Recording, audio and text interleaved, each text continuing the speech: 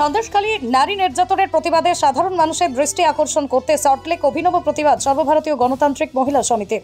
মঙ্গলবার বিকেল থেকেই মুখে কালো কাপড় বেঁধে সল্টলেক সিটি সেন্টার মেট্রো স্টেশনের সামনেই হাতে পোস্টার ব্যানার নিয়ে সন্দেশখালীতে মহিলাদের উপর অত্যাচার তথা সারা বাংলা জুড়ে সাধারণ মানুষের উপর তৃণমূলের অত্যাচারের প্রতিবাদে সামিল হয় সর্বভারতীয় গণতান্ত্রিক মহিলা সমিতি। পাশাপাশি শেখ শাহজাহানের এখনও অধরা কুণাল ঘোষের বক্তব্য চাইলেও শেখ শাহজাহানকে এক সপ্তাহের মধ্যে ধরা যেতে পারে।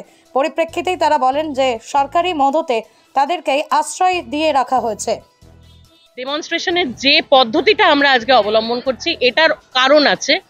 আমরা জানি সব এখন পরীক্ষা চলছে, আমরা সাধারণ মানুষের বা ছাত্রছাত্রীদের কোনো রকমভাবে কোনো ডিস্টারবেন্স যাতে না হয় সেই জন্য এমন জায়গা চুজ করেছি যেখানে মানুষ আমাদের দেখতে পাবেন, তারা আমাদের প্রতিবাদে সামিল হতে চাইলে সামিল হতে পারবেন, কিন্তু কোনো রকমভাবে জনজীবন ব্যাহত হবে না।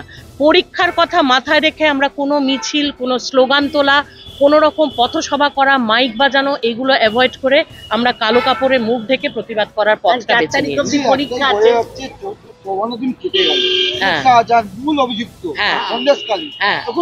গতকালকেই কুণাল ঘোষ বলেছেন যে শাহজাহানকে চাইলেই ধরা যেতে পারে 7 দিনের মধ্যে। তার মানে ওনারা খুব ভালো মতন জানেন, ওনারাই আশ্রয় দিয়ে রেখেছেন। আমি স্পষ্টত আমরা মহিলারা সবাই বুঝতে পারছি, আমরা সাধারণ মানুষ সবাই বুঝতে পারছি যে এদেরকে সরকারি মদতে আশ্রয় দিয়ে রাখা হয়েছে।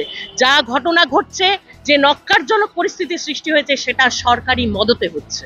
সাধারণ মানুষকে শেষ করে দিতে চায় এরা, আমরা হতে দেব না। আমার নাম সুতনুকা বন্দ্যোপাধ্যায়।